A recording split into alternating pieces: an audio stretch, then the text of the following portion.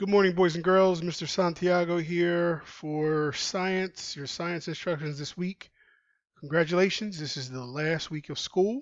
So I hope everybody's excited and you're ready to finish up this week and finish up the year strong. Real quick recap from last week. Last week's focus was on the seasons and the tides. And if we remember, the reason we have the seasons is a combination of the way the earth is tilted and the way it orbits the sun. That leads us to having summer, fall, winter, and spring. And just FYI, June 20th, which is 12 days from now, will be summer solstice, which will be the point of the year where the Earth's orbit, and when you look at the North Pole, it's at its maximum distance to the sun, which is why June 20th is summer solstice, and it will be the longest day of sunlight in the northern hemisphere. So for those of us who live in the northern hemisphere, June 20th is summer solstice this year. Remember also from last week, we focused a little bit about the tides, and remember the moon's gravity is working against me. Remember, the gravity from the moon is what causes our oceans and our seas to have tides. Okay, so that was our recap from last week. This week, we are going to look at the Earth, and I want us to think about, why does the Earth sustain life while other planets do not? Based on the Earth's properties, including the types of surface, the atmosphere, and the location to the sun. So we are not 100% certain that there is life on other planets in our solar system. We got some ideas, but we're not 100% certain. So today we're going to look at why Earth sustains life. All right, let's think about the Earth's surface and what it's composed of, and actually those four inner planets. So when we think about Mercury, we think about Venus, Earth, and Mars.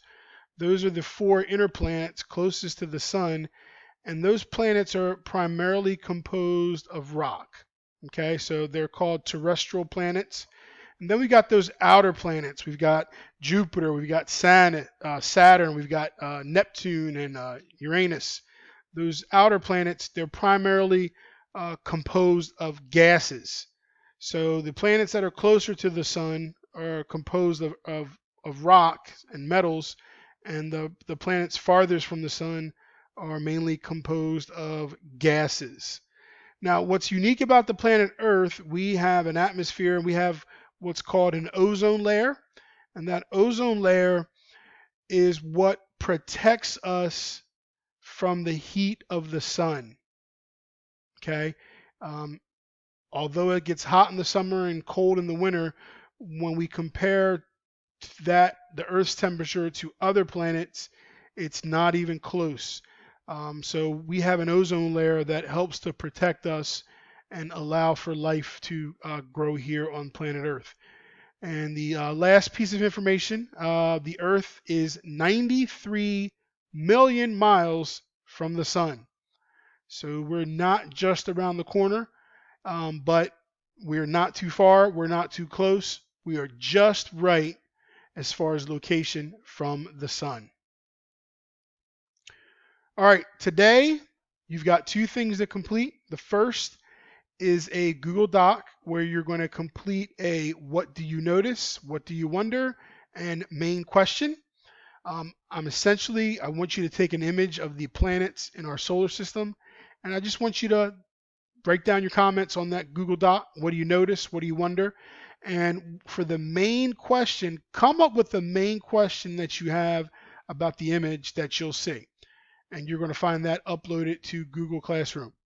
The second thing is for you to watch and complete the Edpuzzle titled Life of the Party. So you got those two things to do, and you are finished for today. Have a great Monday, and I'll see you on Wednesday.